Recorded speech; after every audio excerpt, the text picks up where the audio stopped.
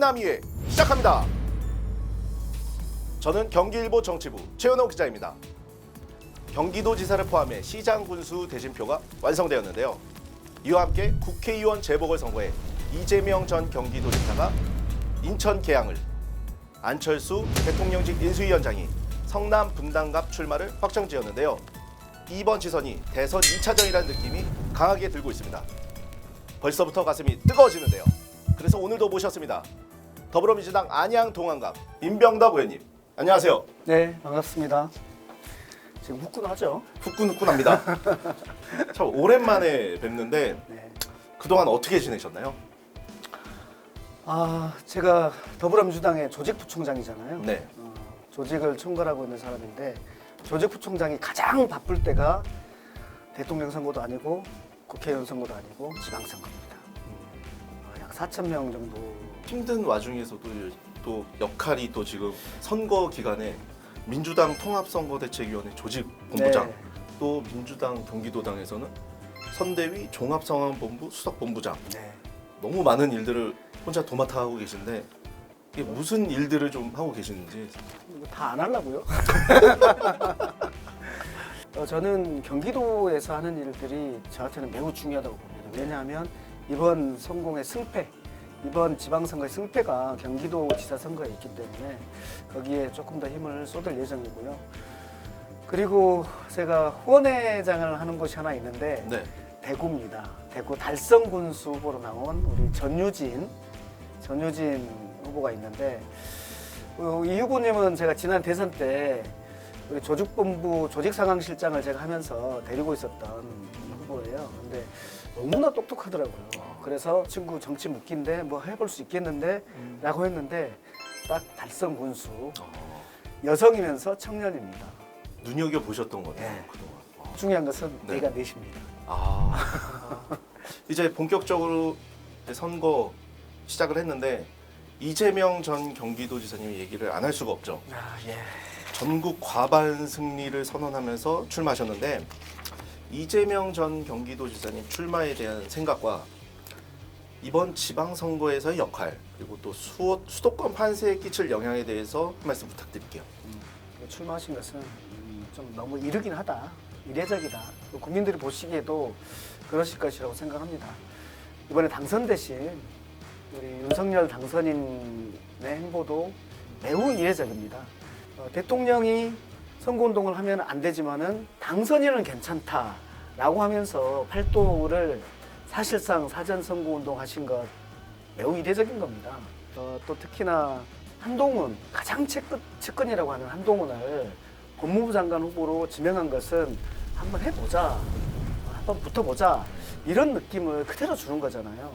용산은 국민들이 우리 대통령께서 어디에서 잠을 자고 어디에서 일하시는지 이게 핵심은 아니잖아요. 무슨 일을 하는지가 핵심이잖아요. 근데 무엇을 할 것인지보다는 왜 그렇게 굳이 청와대는 단 하루도, 단 한 발도 안 들이겠다고 하시는지, 여기에 대해서도 매우 이례적인 거잖아요. 이재명 상임 고문도 다소 파격적인 그런 결단을 내신 건 아닌가라는 생각을 하고, 안철수 대통령직 인수위원장이 성남 분당갑 출마를 하고 이제 이재명 전 경기도지사를 해서 무책임의 극치라는 비판을 했는데 이 부분에 대해서는 좀 어떻게 보시나요? 그거는 안철수 후보가 할 말은 아니죠. 다른 많은 사람들이 얘기해도 안철수 후보는 할 말이 아닌 것 같습니다. 저는 설마 우리 안철수 후보님이 또다시 국회의원이 되려고 단일화를 하셨다라고는 상상을 할 수 없었습니다.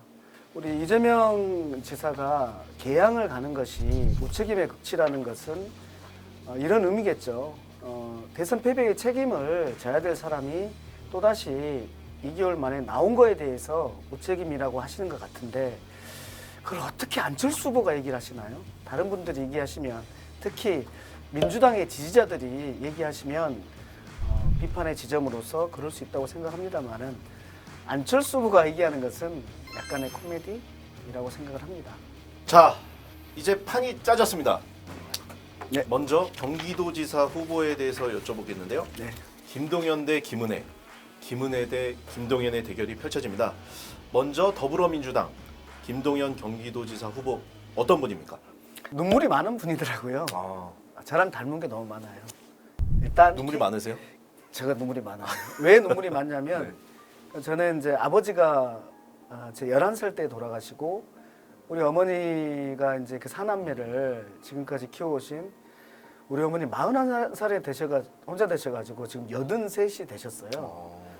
거기에 저는 막내로서 우리 어머니가 그렇게 힘들어하던 것들을 보면서 살았고 그러다 보니까 이제 어머니도 그렇지만 이제 세상 사람들 볼 때 눈물이 많이 나오는 이런 사람이거든요. 그런데 김동연 후보가 마찬가지더라고요. 김동연 후보님도 11살 때 아버님이 돌아가셨어요. 근데 그때 어머님 나이가 32이었답니다. 그러니까 자기가 11살 때 자기 어머니는 32인데 사남매 맞신 상태에서 성남에서 그 천마 속에서 그 외할머니까지 같이 살면서 그런 얘기를 하는데 많이 우시더라고요. 자기 어머니가 덩실덩실 춤을 췄던 때가 한 번 있대요. 그때가 언제냐면 덕수상고를 졸업하고 은행 시험을 봤을 때 은행 합격 소식을 들었을 때 어머니가 덩실덩실 춤을 추시더라. 큰아들이 취직이 됐으니까 이제 이 동생들 좀 먹고 살만해졌다. 이것 때문에 그랬다는 걸 들으면서 저도 눈물이 많이 났었어요. 그래서 제가 보기에 이분은 어려운 사람들의 삶을 매우 잘 알겠다. 제가 솔직히 좀 그렇거든요. 그런 것처럼 김동연이라는 사람이 커온 과정 이런 것들 속에서 굉장히 섬이 친화적인 분이다라는 것은 제가 명확하게 느낄 수 있었고요. 두 번째는 그분이 해왔던 그 우리나라 경제 부분과 관련해서 약 10년 정도를 좌지우지 해본 경험이 있는 거잖아요. 이것은 우리 경기도한테는 매우 중요한 경험이다. 자, 검수완박 법안 통과가 핵심 이슈입니다. 그런데 궁금한데 왜 이 시기여야 했을까라는 물음표가 찍힙니다. 또한 검수완박이 이번 지선에서 또 어떤 영향을 끼칠지 한 말씀 부탁드릴게요. 지금까지 검사님들이 수사 검사, 기소 검사를 다 같이 했다면 지금은 수사하는 검사는 기소 여부를 결정하지 않고 기소하는 검사는 수사하지 않고 수사 검사, 기소 검사를 명확히 분리하는 그래서 서로 간에 견제와 균형을 이루게 하는 이것이 핵심이라고 봅니다. 그런데 우리 말씀 주신 것처럼 왜 반드시 이 시기냐와 관련해서는 저도 국민들에게 좀 죄송한 바가 있습니다.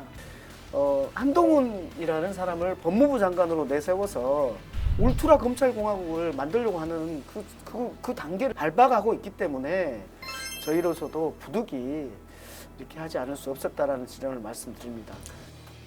그러면 더불어민주당이 이곳만큼은 꼭 승리한다. 5지역을 뽑아주시자면요. 지금 현역 시장이 29군데 네. 이런 상황에서 반드시 길 5군데를 찾는 것은 제가 너무 실례일 것 같고요. 네. 제가 보기에 그 쟁점이 될 수 있는 아주 핫한 곳이 있죠. 곳을 좀 보면 연천하고 가평은 지난번에 한 4% 정도 졌던 곳이거든요. 그런데 보니까 가평 같은 경우는 그때 4%를 졌는데 무소속이 10%가 있었어요.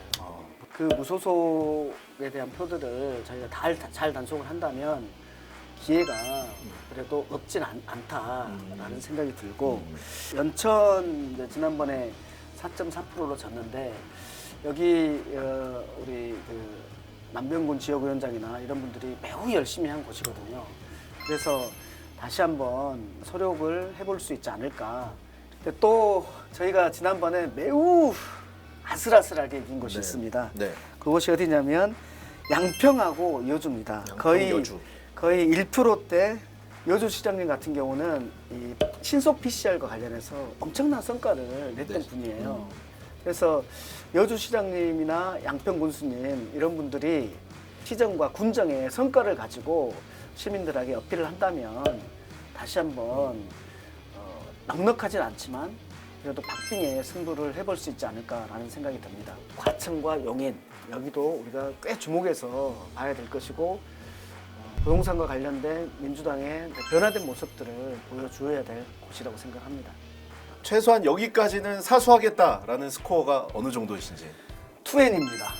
20, 네. 20대 11로 송석준 의원님이 20대 11. 거꾸로인가요, 거기는? 거기는 서로 거꾸로인가요? 서로 송석준 의원님은 20대 11로 이긴다. 그러면 경기도의 지역구가 40개가 돼야 되는 결과가 되는데요. 그럼 파넬 읽는 남자 마치겠습니다. 저는 경기일보 정치부 최연호, 더불어민주당 민병덕 의원님이었습니다. 감사합니다. 네.